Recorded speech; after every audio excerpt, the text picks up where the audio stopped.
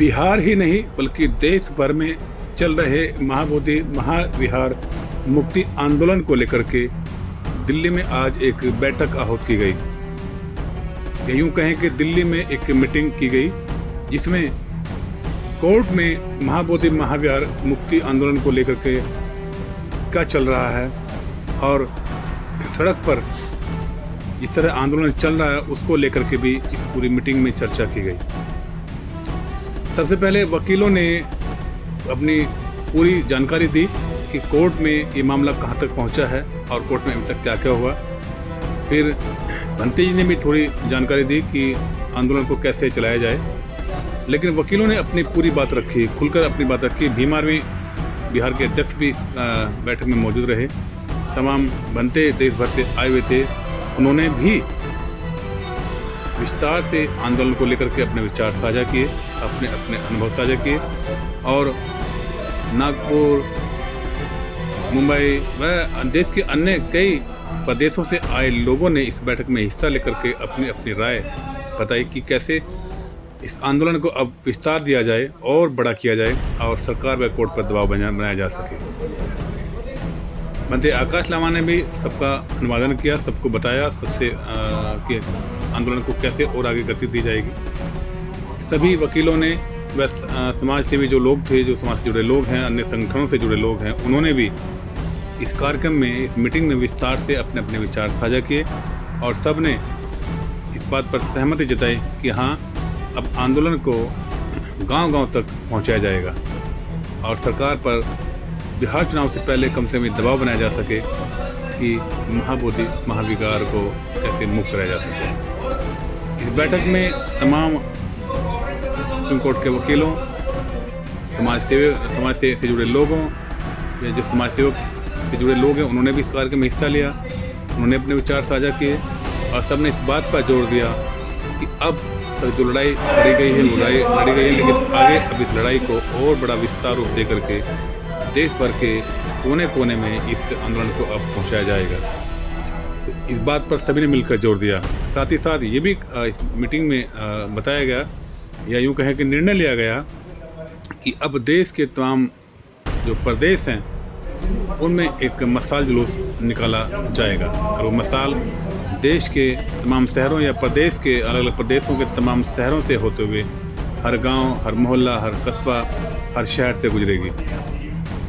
और इस कार्यक्रम में वकीलों ने कोर्ट में क्या क्या हुआ इसको लेकर के पूरी जानकारी दी। मैं एडवोकेट शैलेश नारनवरे नागपुर से हूँ और बनते सुरेश ससाई जी का जो है मैं मुख्य वकील हूँ। अभी तक तो ये महाबोधि महाविहार को लेकर के जो पूरा कोर्ट में मामला चला सुप्रीम कोर्ट, अभी तक क्या क्या हुआ है, आज क्या हुआ और आगे क्या स्ट्रेटजी है? देखिए, कल क्या हुआ ये सबसे पहले मैं बताना चाहूँगा।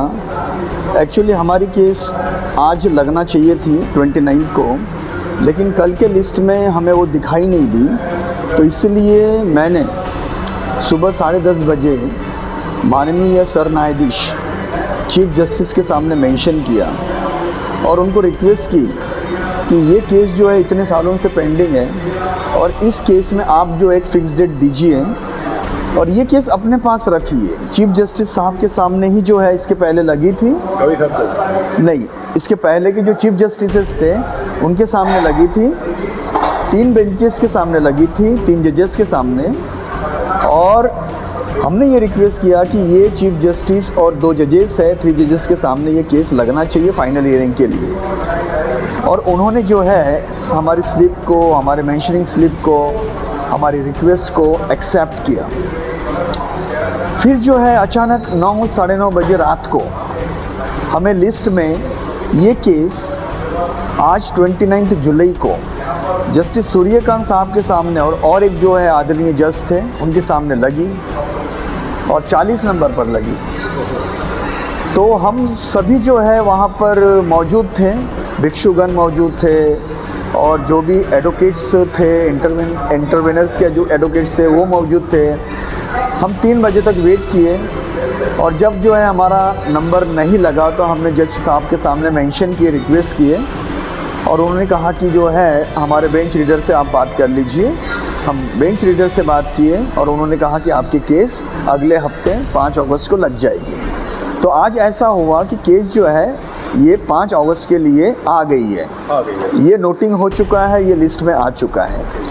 अब हमारी स्ट्रेटेजी ऐसी है कि हमारे केस में यानी भंते सुरई साई जी ने जो 2012 में जो पिटिशन फाइल की, तो उसमें 16 इंटरवेनर आए हुए हैं जो अलग अलग फील्ड के हैं, कोई पॉलिटिकल फील्ड से है, कोई सोशल फील्ड से है, कोई लीगल फील्ड से है।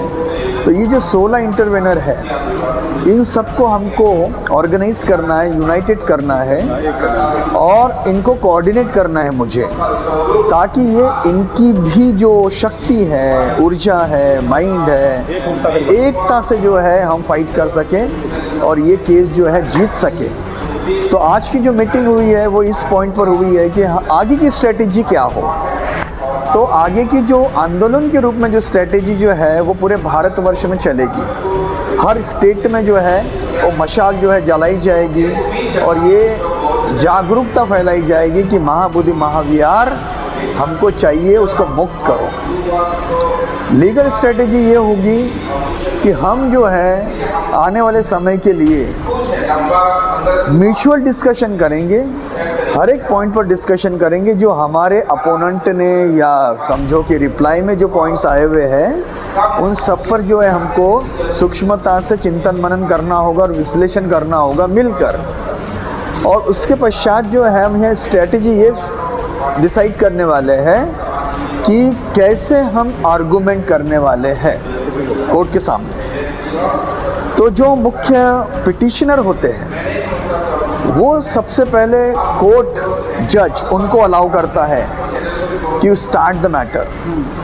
तो पिटिशनर के जो काउंसिल है यानी मैं वो आर्गूमेंट शुरू करूंगा और जो हमारे 16 इंटरवेनर्स है, जी हाँ, तो जो ग्राउंड्स मैं लूँगा उसके अलावा 16 इंटरवेनर्स में से जो भी जो है, जो बुद्धिजीवी है, जो बहुत ही मैच्योर्ड है, जो इंटेलिजेंट है, जो एकदम सटीक जो है कन्विंसिंग पावर रखता है, उनको हम इनवाइट करेंगे कि आप जो है इन पॉइंट्स पर आप कोर्ट को एड्रेस करिए। तो इस तरह से जो है हम चारों तरफ से अटैक करने वाले हैं और वहाँ पर ये दिखना चाहिए कोर्ट में कि ये बहुत बड़ी टीम है जो कि फाइट कर रही है। हमारा एक ही उद्देश्य है, जीत जीत और जीत, और हम जीत कर रहेंगे। इस बहुत ही महत्वपूर्ण मीटिंग में कई बड़े और महत्वपूर्ण मुद्दों पर चर्चा की गई। पूरी चर्चा को विस्तार से बताया भंते चंद्रकीर्ति जी ने। आइए सुनते हैं कार्यक्रम को लेकर के भंते चंद्रकीर्ति के विचार। सर्वप्रथम आपके चैनल को ढेर सारी मंगल कामनाएं। आज आप जैसे कि जानते हैं कि आज माननीय न्यायालय में आज केस लगा हुआ था महाबोधि महाविहार को लेकर, लेकिन तारीख बढ़ा दी गई है। लगभग मुझे लगता है कि 5 अगस्त को होगा। आज ऑल इंडिया बुद्धिस्ट फोरम और ऑल बुद्धिस्ट ऑर्गेनाइजेशन के माध्यम से आज यहाँ पर मीटिंग रखी गई थी। तमाम संगठन के लोग यहाँ पर शामिल हुए थे। कितने संगठन थे? यहाँ पर ऑल इंडिया बुद्धिस्ट फोरम और राष्ट्रीय बौद्ध महासभा, भारतीय बौद्ध महासभा, समता सैनिक दल, अखिल भारतीय महासभा, महिला सशक्तिकरण संघ, नोएडा का बुद्ध विहार के लोग थे और तमाम भिक्खु संघ भी यहाँ पर मौजूद था।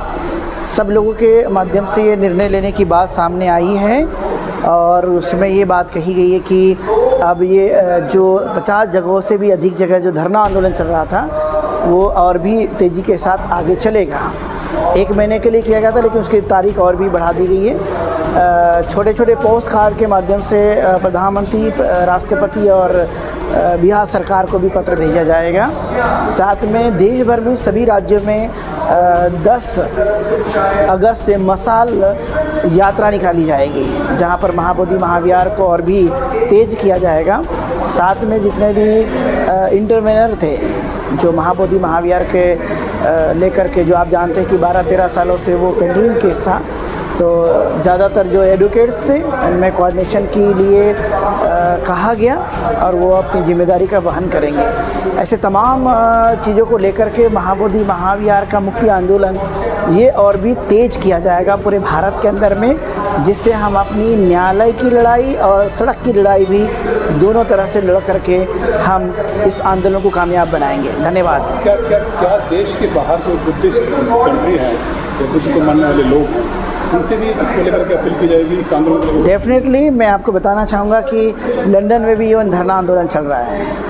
आप देखेंगे बहुत बड़ी बड़ी रैलियाँ निकाली गई थी वाशिंगटन डीसी, अमेरिका में, ऑस्ट्रेलिया, कनाडा, जापान, कई जगहों में आपने देखा महाबोधि महाविहार को लेकर के रैली निकाली गई और आगे भी इस आंदोलन के साथ मजबूती के साथ पूरे देश के लोग जुड़ेंगे। ऐसा भी सुनने में आ रहा है कि लोगों को वीज़ा नहीं मिल रहा है इंडिया में आने के लिए, क्या ये सच है? तो वो देखिए, वो तो आप जानते हैं कि किस तरह की परिस्थिति निर्माण होती है, लेकिन हमारे बौद्ध लोग रास्ता निकालेंगे और इस महायुद्ध का कहने का मेरा तात्पर्य कि महाबोधि महाविहार के इस आंदोलन को और भी मजबूती प्रदान करते हुए ये लड़ाई हम जीतेंगे।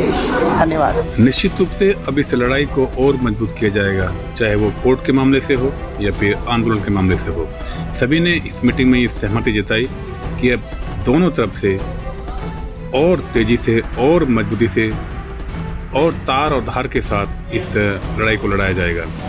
इसको लेकर के बनते आकाश लामा ने भी अपने विचार किए, साझा किया। इस मीटिंग जो है इसको लेकर के क्या निष्कर्ष निकाला आपने? देखिए, सबसे पहले तो आपके चैनल मार्फत सभी को नमो बुद्धाय, जय भीम।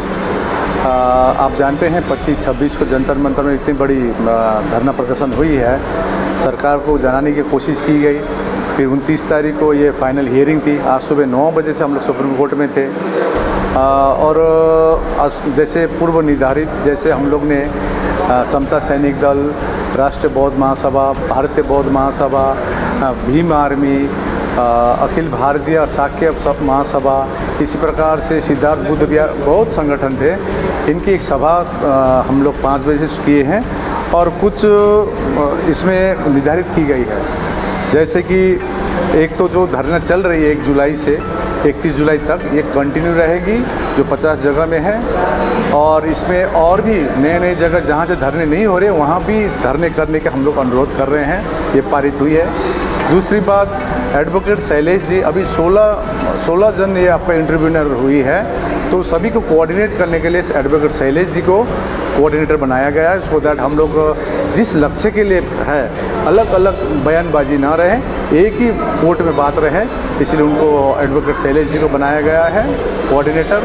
पोस्ट कार्ड कैंपेन में जो है प्रत्येक से अनुरोध है प्राइम मिनिस्टर को, प्रेसिडेंट को, सीजीआई को, अपने इंडिविजुअली अब लाखों के रूप में आप पोस्ट कार्ड भेजिए, ये सब देशवासियों से अनुरोध किया जा रहा है। और चौथा 10 अगस्त से पूरे राज्य में, सभी राज्य में, महाराष्ट्र में, बिहार में, दिल्ली में हो, उत्तर प्रदेश, झारखंड, लद्दाख हो, कहीं भी आप लोग मशाल जुलूस शुरू कीजिए। इसका पूर्ण एक हम लोग बनाए हैं, जैसे फॉर एग्जांपल पटना से होगी तो पटना पूरा बिहार में घूमेगी मशाल, उसी प्रकार से महाराष्ट्र में नागपुर से शुरू करेगी, इसका प्रभारी बनाया गया है ये।